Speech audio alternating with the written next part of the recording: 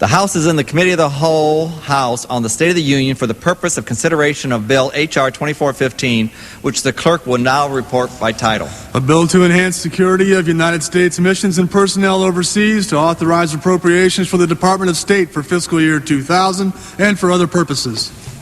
When the Committee of the Whole House rose earlier today, a request for a recorded vote on Amendment Number 6, printed in Part B of the House Report 106-235, had been postponed. It is now in order to consider an Amendment Number 8, printed in Part B of House Report 106-235. For what purpose does the gentleman from Texas rise? I have an amendment. The clerk will designate the amendment. Part B, Amendment Number 8, printed in House Report 106-235, offered by Mr. Paul of Texas. Pursuant to House Resolution 247, the gentleman from Texas, Mr. Paul, and a member opposed, each will control 5 minutes. The gentleman from New Jersey seek time in opposition. Opposition to the amendment. Okay. The gentleman will be recognized for 5 minutes. And I would like to yield half of that time to the gentlelady from Georgia. The chair recognizes the gentleman from Texas. Thank you, Mr. Chairman. I ask unanimous consent to revise and extend my remarks. Without objection. I yield myself 3 minutes. Mr. Chairman, my amendment strikes the authorizations in Section 106 for all UN-related operations. We have a bill here tonight that we're dealing with about dealing with embassy security, U.S. embassy security, and we're all very concerned about it. But in typical fashion, about all we have been offered so far has been just to put more money into our embassies and never raising the question about why our embassies might be more vulnerable. My amendment deals with that because I would like to deal with the foreign policy involved with our commitment to the United Nations. There are many in this Congress who readily admit they're internationalists. I readily admit that I am not an internationalist when it comes to political action and warmongering. And therefore, I think much of what we do in foreign policy makes ourselves more vulnerable. If we look at the most two recent bombings in Africa, these were brought about by our own foreign policy. Those supporters of internationalism generally accuse those of us who are opposed to it by saying that we are isolationists. This is not true. I'm not an isolationist, but I do believe in national sovereignty. I happen to sincerely believe that you cannot become an endorser of some form of internationalism without some sacrifice of our own sovereignty. And I think this is the subject that we must address. I believe in free trade. I don't believe in protectionism. I'm not a protectionist. I think people, goods, and services and ideas should flow across borders freely. But when it comes to our armaments under the guise of the UN orders or NATO orders, I do not believe this should be called something favorably as internationalism, and those who oppose that as being isolationists. I object to imposing our will on other people, and I believe this is what we so often do. And when we do that, we build hatreds around the world. That's why our embassies are less secure than many other nations. This is why we are bombed. We bomb Iraq endlessly. No wonder they hate us. Iran right now, they are having dissidents in the street, but they're blaming America because there was a time when we put our dictator in charge of Iran, as we have done so often around the world.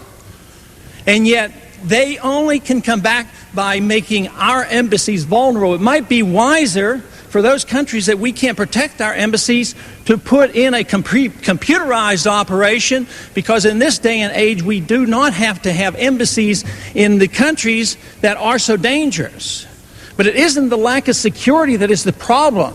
It's our type of policy that prompts the hatred toward America, and I suggest we should look at some of this UN activity. The gentleman from New Jersey, did he yield part of his time? Yes, I did, Mr. Chairman. Half the time. The gentleman will control 2.5 minutes. The gentleman from New Jersey. Thank you very much, Joe. Mr. Chairman, I rise in reluctant opposition to my good friend and colleague, and I know that many of us are often frustrated with the UN and especially some of its activities, but I do believe that the amendment does risk throwing the baby out with the bathwater.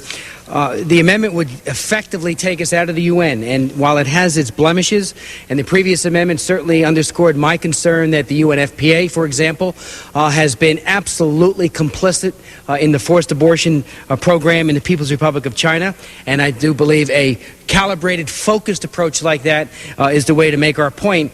But look at some of the good things that the UN has done, again, with blemishes and all. I'll never forget, back in the early 1980s, I was in El Salvador when the United Nations Children's Fund, UNICEF, under Jim Grant, working with the Catholic Church, working with the Duarte government, and working with the FMLN, the Communist Insurgency, had days of tranquility. Hundreds of thousands of children were immunized against the world's leading killers of children and those that extract or impose a great morbidity on young lives. Pertussis, tetanus, all of these diseases were wiped away from these kids and polio because of these immunizations. The UN and PAHO played a very, very important role in that. Look at the World Food Program, which provides necessary food to children and to families. The victims of torture, our subcommittee, and I offered the bill, it became law, provide an additional amount of money to the UN Voluntary Fund for Torture to help the people who suffer from torture. There's 400,000 former torture victims living in the U.S. with post-traumatic stress and all kinds of other problems, and many hundreds of thousands abroad. They need our help. And then when it comes to such things like peacekeeping, yes, it's flawed. The UNPROFOR was a very flawed deployment, but there are many that have been successful.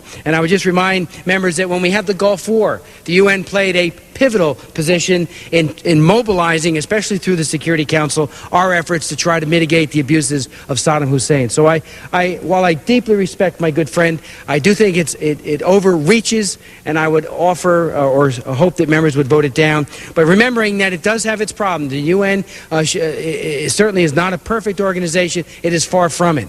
But it does have some agencies and things that do some very, very good things. I missed it, but on refugees, the UNHCR is vital to providing refugee protection and assistance. So I do ask members to vote no. Does the gentleman from Texas wish to use more time? I yield myself the balance of the time. Okay. The gentlewoman from Georgia will have the right to close. Does she want to go? Okay. Thank you, Mr. Chairman. I'm not addressing the imperfections of the United Nations. I'm addressing the imperfections of our policy with the United Nations, which is a lot different. We ignore the rule of law. We ignore international law when it pleases us. We did not accept the United Nations role when it came to Kosovo. And we did not even accept NATO when it came to Kosovo. What we did, we just totally ignored it. We invaded a sovereign nation. We did not abide by the rules of the United Nations, and then when we needed rescue from our policy, then we go limping to the United Nations to come in and please save our policy in Kosovo. That's what I object to. I think that we should not renege and turn over our sovereignty to these international bodies. I believe there's motivation for this. When our commercial interests and financial interests are at stake, yes, we do get involved in the Persian Gulf. Yes, we do get involved in Eastern Europe. But do we get involved in Rwanda? No, we do not. We ignore it. So I say that we should have a policy that is designed for the sovereignty of this nation, that we should not have troops serving under the United Nations, that we should not pretend to be a member of the United Nations and pretend to be a member of NATO and then not even follow the rules that have been laid down and that we have agreed to.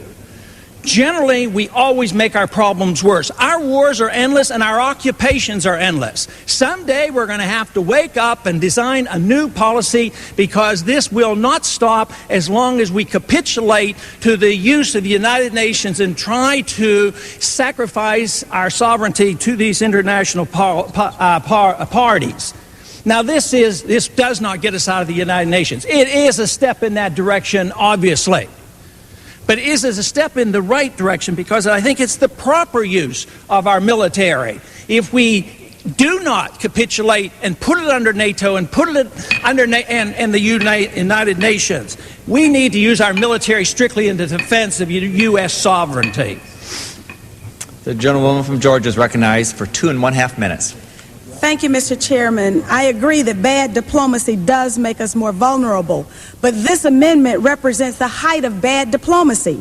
We should be trying to pay our more than $1 billion debt that we owe to the United Nations. Great nations should pay their bills. Unfortunately, my colleague from Texas compounds our shame by introducing an amendment to eliminate all funds for the United Nations, an action that would effectively end U.S. participation in the UN. Make no mistake, this would spell the demise of the world's most universal forum.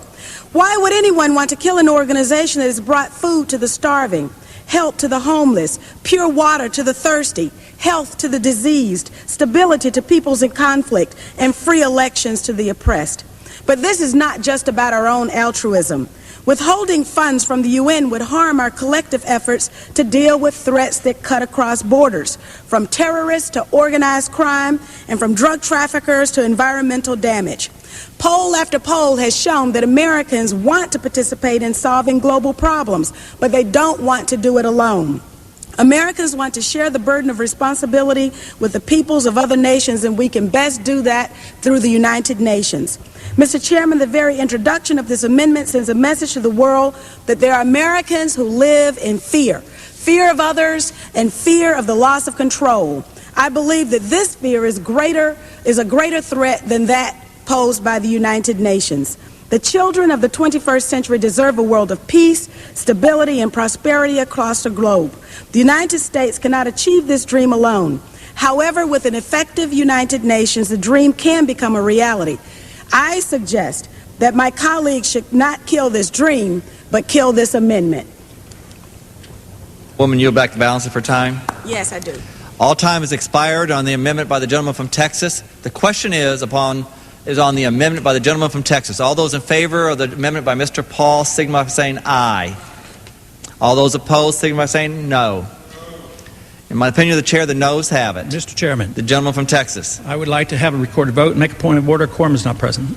Pursuant to House Resolution 247, further proceedings on the amendment offered by the gentleman from Texas will be postponed. The point of order is withdrawn.